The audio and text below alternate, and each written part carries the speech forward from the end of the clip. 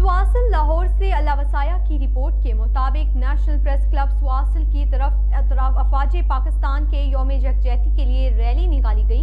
مزید تفصیلات جانتے ہیں اپنے رپورٹر اللہ وسایہ سے۔ کے مطابق نیشنل پریس کلب کی زیر اہتمام پاک فوج سے اظہار یکجہتی کے سلسلے میں پاک فوج زندہ باد ریلی کا انعقاد کیا گیا، جس کی قیادت صدر اللہ وسایہ نے کی۔ ریلی میں شرکاء نے ہاتھ میں پلے کارڈ اور بینرز اٹھا رکھے تھے جن پر پاک فوج کے حق میں نعرے درج تھے۔